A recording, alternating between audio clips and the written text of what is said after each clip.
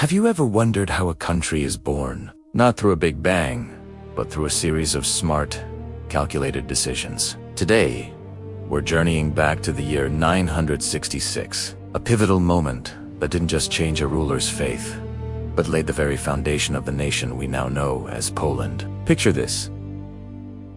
Central Europe, a land of various Slavic tribes. Ruling over many of these is a powerful leader, Duke Mieszko I.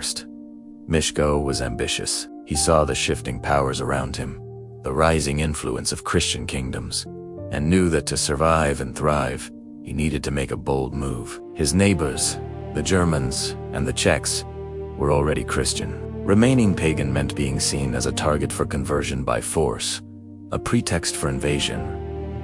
Mieszko was a strategist. He wasn't going to let that happen. So, in 966, he made a decision that would echo through 1,000 years of history. He decided to be baptized. But this wasn't just a personal spiritual journey. It was a masterstroke of political genius.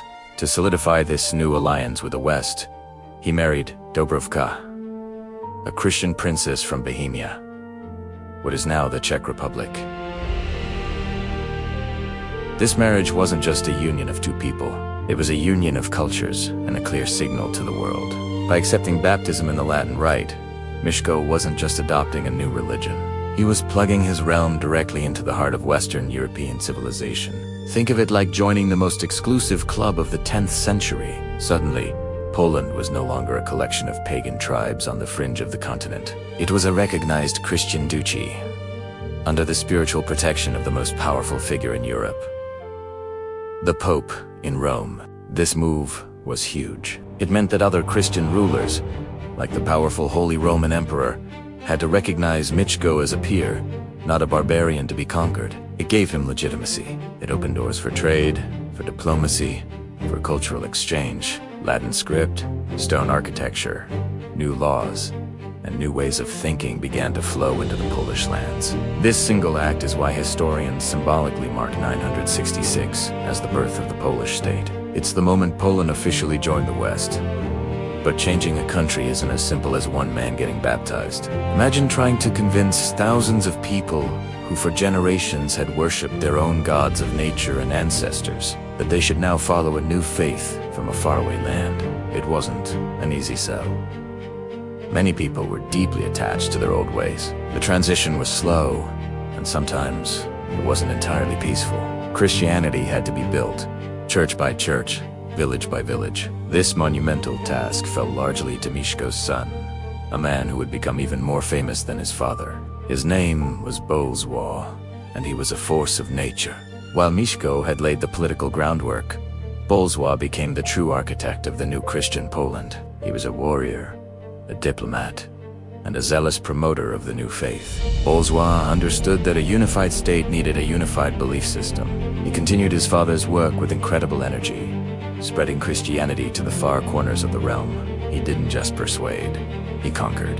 He expanded Poland's borders significantly, bringing more territory and more people under his control. His campaigns were relentless, pushing east, west, north, and south, forging a much larger and more powerful state than the one his father had ruled.